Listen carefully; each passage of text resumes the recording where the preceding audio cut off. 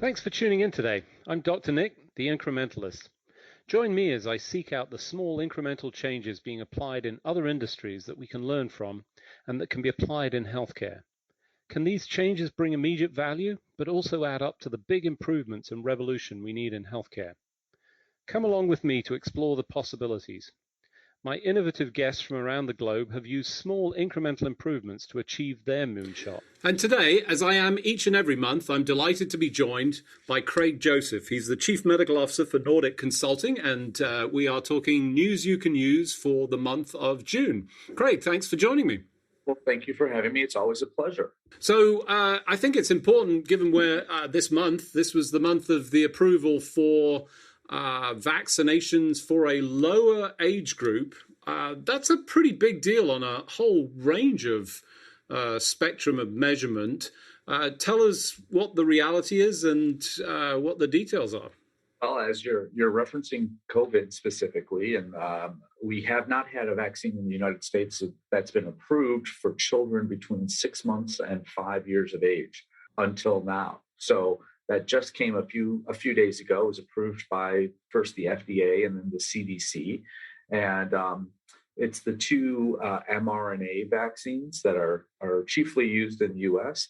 from Moderna and from Pfizer. Very small dose. I think it's a third or a quarter of the dose of an adult. And depending on the vaccine, I think it's 2 or 3 doses over the course of several months. This is huge news. This has been well received. I was just talking to a friend of mine. I'm a pediatrician, as you may recall, and I was just talking to a friend who's got children under 5, and he said they were going to wait.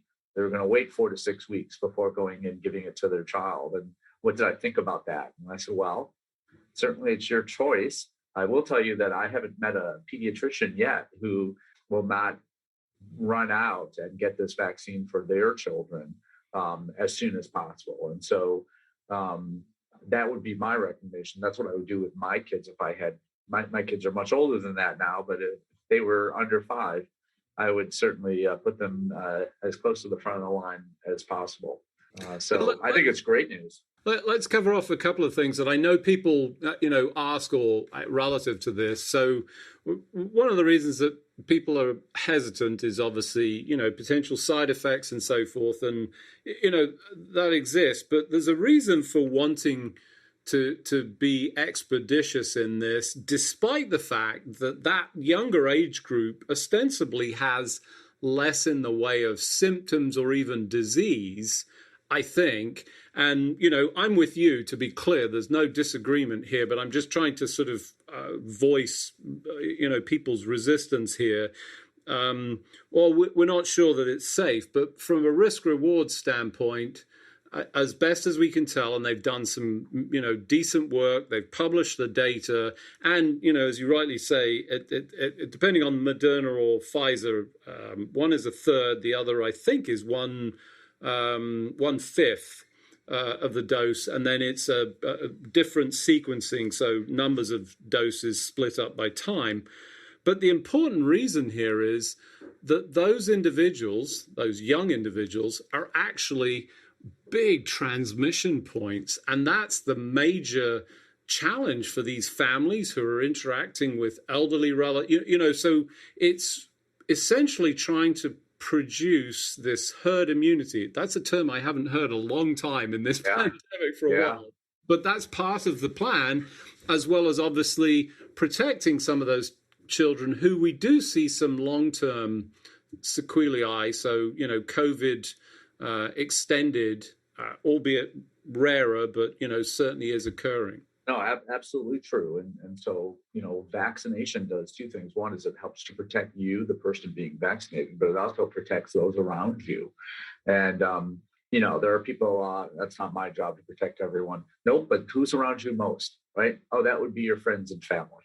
And so those are folks that you'll want to protect. And certainly elderly and people with compromised immune systems are at high risk, and even if despite being vaccinated. And so, anything that we can do to kind of decrease the number of vectors, and the children are vectors in this case, is a good thing. Also, it's not common, thank God, but there are children absolutely in the United States that have died from COVID, and there's a multi-organ failure syndrome that can affect kids at a very young age. And is it rare? Yes. But is it something that we should protect against if we can safely do so? Absolutely. And so, I kind of look at it as car seats. Are most kids going to get into a dangerous auto accident on the way to the grocery store? No. Does that mean that you shouldn't put them in a car seat every single time you go to the grocery store? No.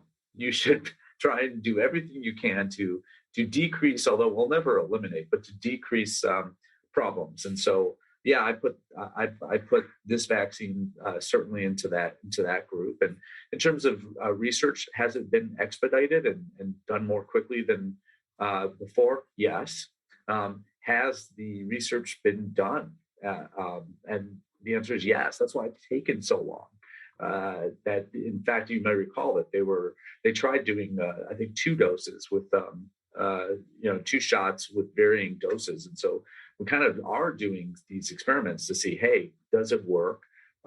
Is it effective? Is it effective against the latest strain, even though it wasn't developed against that strain? So it's taken some time to get to a point where everyone is comfortable that the benefits outweigh the risks and the benefits are real. And we're at that point now. So go get vaccinated and get your children vaccinated. That's what the pediatricians say. And if you have questions, certainly talk with your doctor.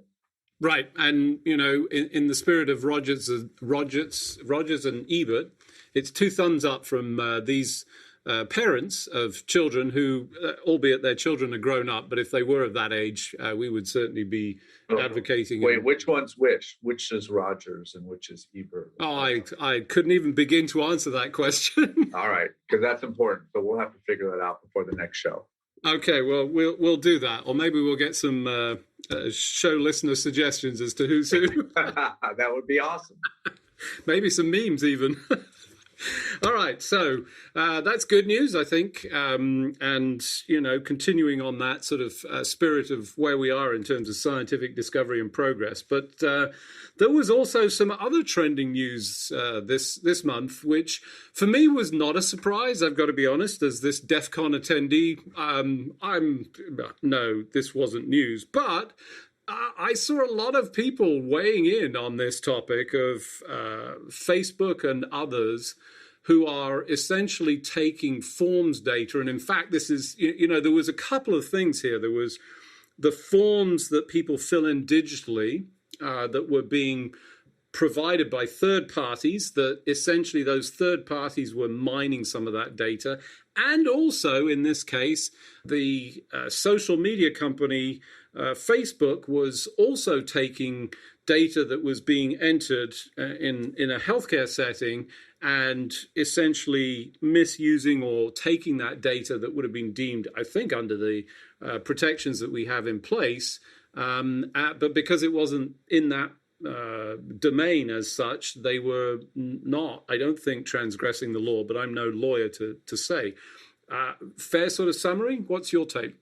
Well, I like to talk, and I've been accused of talking too much from time to time. But when I read this, I tweeted it out, and what I tweeted was 3 words: "Wow!" Period. Just wow! Period. So not being a DEF CON, convention goer, I'm almost speechless now. The idea that there's I think it's called the Facebook Pixel, or it's something that's put behind the scenes so that you don't know it's on a web page, and it's collecting all kinds of information. And from what seemed, this is early on in this, what I think it's fair to call controversy. It seems that most hospitals, they knew at some level, someone knew that this thing was there because they put it on their website. And again, I've read, maybe this will turn out not to be true, that some of it is actually behind on the patient portal after you've logged in. And so that's really confidential information, because that's not public. That's stuff that only you're supposed to be able to see. And so they've as I understand it, they put this code there so that they can collect information about who's doing what and what they're seeing and how they can effectively communicate with their target audience. And they get all kinds of nice metrics from Facebook and analytics that, they kind of serve all that up for you. Yet, as you point out, lots more stuff is happening. And all of this information seemingly, which seems to me, not being a lawyer, is all stuff that we would all agree is private health and personal health information. I'm again continue to be speechless, and I think some of the hospitals that had this are also going to be have a difficult time responding. It's hard for me to believe that any hospital that put this on their website knew what was going on. They truly understood what was going on. I think they were just trying to use this as another tool to collect information about how they do what they do, which is completely respectable and allowable. But yeah, maybe I'm wrong. Are you thinking I'm naive? Well, no, I think you're in the Gaussian distribution of people's understanding of this. Let's be clear. And I'm almost certain that distribution is not as typical as it might be. Or maybe it is. I don't know that there's even ends, people that are even less aware of this. It continues to surprise me. And much like I advocate travel should be a mandatory thing for everybody, I think it really opens your mind to other people's other cultures. I've been very privileged. I've lived all over the world. I also feel the same way about DEF CON.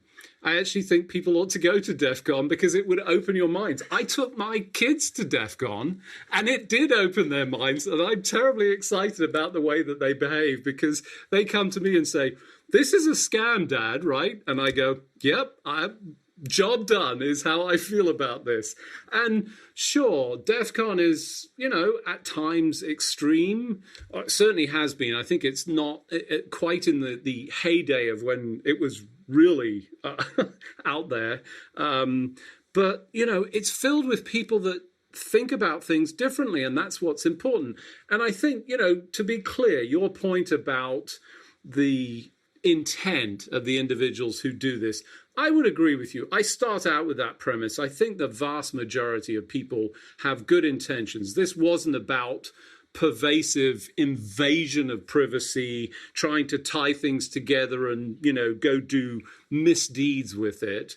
But the reality is that, if you're using tools, I think there's an onus to actually understand what they do and the consequences of this.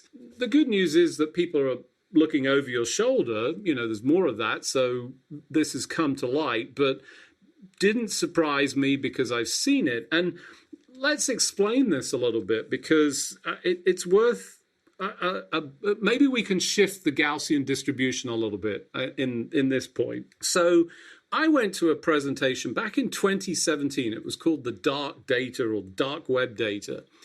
And it was by two reporters who had essentially gone and accessed or purchased this kind of information. And it was metadata. It was individually, it had been anonymized, and it was browsing history. That's all it was. But it was multiple elements. And they did a very elegant piece of study and analysis of this that allowed them to uniquely identify some extraordinarily embarrassing pieces of data in there about famous politicians and individuals and some of their browsing history and the things that they had done. And they showed that with, at that time, 10 pieces of data about you, and it was things about like your browser. And by the way, if you ever want to know what your browser is showing, you can see it demonstrates inordinate amounts of data, including the resolution and all of these other things. And all of those are very unique. And just based on that, I can hone in on who you are. And if I can tie it back to your medical data, which is what this is about, now I've got all of the insights that are linked to you, the individual, and everything that you shared publicly on Facebook, which now becomes essentially sellable data. That's what they were looking at. So this, to me, it's a very challenging problem. I think it's just going to get worse because we've got less and less privacy as such. And I think my learning point or the thing that I would advocate here is that if you're using a piece of technology, you really ought to understand the full depths of what it's capable of before you start to roll that out, especially in private portal or areas of clinical knowledge. For those of you just joining, I'm Dr. Nick, the Incrementalist. Today I'm talking with Craig Joseph, the Chief Medical Officer of Nordic Consulting. We were just talking about the Facebook reveal of connecting and the pixel that people talk about, this tracking pixel that allows you to associate. And what do you think is going to happen, Craig? Where are they going to go with all of this? Well, just to be clear, when you're saying you should know what that technology does, I'm assuming you're not talking about me, the user of the patient portal. No. Okay. I'm talking about the people that put that pixel in. You didn't put the pixel in. You just used the website. And I didn't know that the pixel was there. No, right. Obviously, that's why it's called a pixel, right? Which is tiny, tiny, tiny, the tiniest part of the screen. Yeah, well, I think what's happening is we've already seen. So this particular journalist or team of journalists, I think they looked at the top 100 hospitals by some survey, and found that 33 of them had this pixel somewhere on their website that they could see. And some chunk of those 33, because all of them were contacted by the journalist, took it off. And either they said, "Oh, we didn't realize, and we took it off," or they're like, "Well, we think it's okay what's happening, but we're gonna turn it off until we can do a more thorough study." Which, if I were a betting man, I would say it's not coming back on. So I think that what's going to happen is that this will go away, but that this particular Facebook pixel will go away, or Facebook will reconfigure it so that it absolutely does not collect everything it could possibly harvest, and only gives the information to the hospital. But then again, if that's the case, why would Facebook make it available to anyone? So I don't know. It does remind me of that standard saying that if I'm going to mess it up now. If you're not, oh gosh, how does it go, Nick? I think what you're thinking of is, if you're not paying for the product, you are the product. Thank you, Nick. That is another example for our audience of you reading my mind. Yes, if you're not paying for the product, you are the product, and none of us pay for Facebook. That's your Renaissance man for you. That's the one point in time where recall actually worked for me. It doesn't always, to be clear. So, all right. So I think important, space to watch. We'll certainly continue to watch it. Certainly an area for me, I think, from a healthcare security, very challenging, even more challenging with genomics, if you think about, anonymization of data. But, we'll have to watch that space. We've seen some, I think, continued progress with Mark Cuban and his cost plus solution. I had additional personal experiences through a friend of mine who ordered, thanks to my recommendation, and was a little bit hesitant, who is cost plus, but actually proved to be very easy.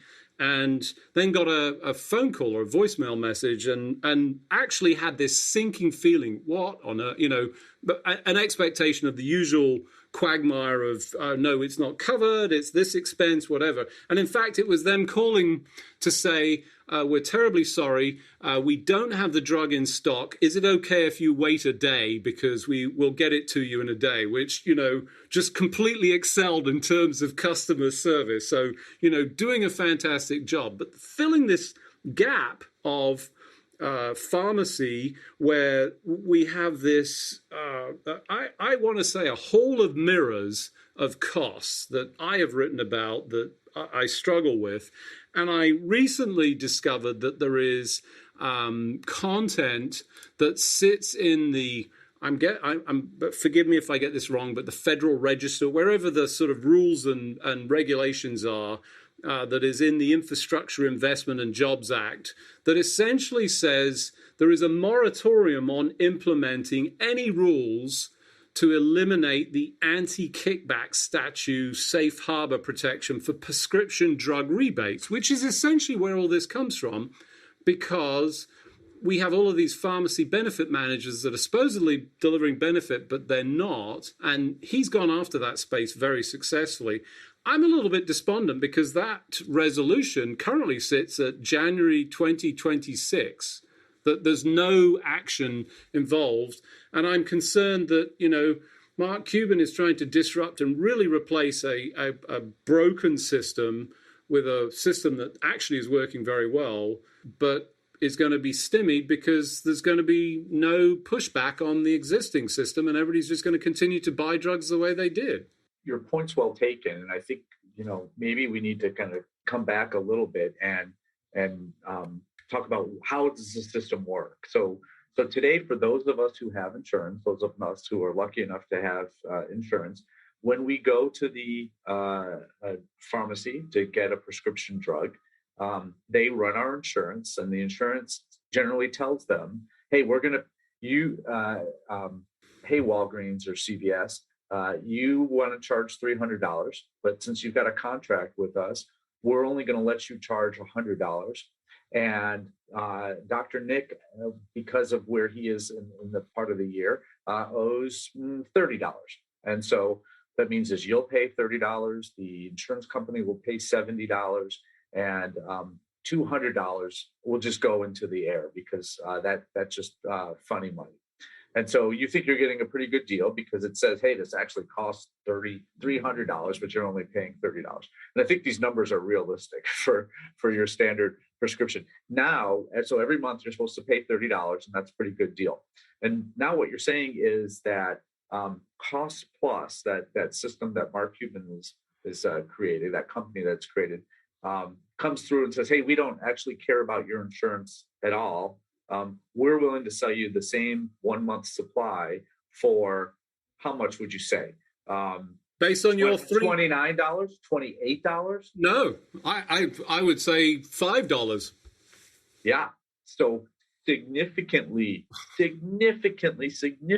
less than the $300 that CVS or Walgreens or any of the large commercial chains might charge you if you said, I don't have insurance, I'm here to pay cash. And he's still making money with this. So how is this possible, Nick? It's impossible. It seems impossible that I could call up or go to this website, and they don't have every drug, to be clear.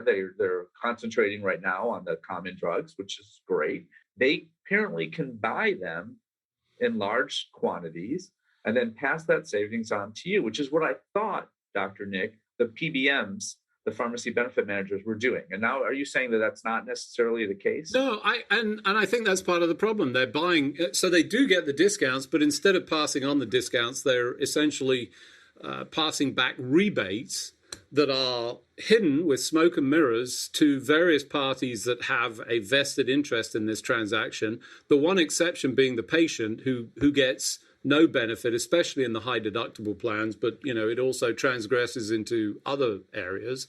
And Mark Cuban and his group, and they're not even, sure, there's some purchasing power there that's allowing them to buy, but they're just buying the drugs at the cost of whatever the drugs are, and essentially loading a 15% cost on top. And then they also have a $3 handling charge, and that's their cost of doing business. So it's this smoke and mirrors, and that's what surprised me to discover that there is actually regulations preventing exposing that or creating regulations to preclude that, which is harming patients. And I think Stat News wrote a report just recently saying huge impact. If Medicare went and used the Cost Plus system, they would save millions, if not billions of dollars in their drug bill, which, ultimately, who's paying that bill? Well, it's us, the taxpayers, so we ought to be doing more. So very complex area. I think we're going to have to dive into this and get some more data and share that perhaps next month. So unfortunately, we've run out of time, as we do always. So we didn't get everything, but we'll certainly be watching this space again and talking about it next month. And obviously, if any of our listeners have some input, we're always excited and looking forward to getting feedback. But as for this month, just remains for me to thank you, as always, for joining me today, Craig. Well, it's my pleasure, and I hope that we can solve the world's ills next time. As we do each and every month, of course. Absolutely. Thanks for joining me today. Do you have any better ideas, or have you found a small incremental change that's brought about a big improvement in your world? Let's continue the conversation on our hashtag, The Incrementalist, or share with me at Dr. Nick1 on Twitter. You can find more information about the show on our program page at healthcarenowradio.com. And tune in next time to hear my discussions with leaders and innovators from around the globe who've revolutionized their space by using small incremental improvements to achieve their moonshot. I'm Dr. Nick, the Incrementalist, and I'm starting a revolution through evolution.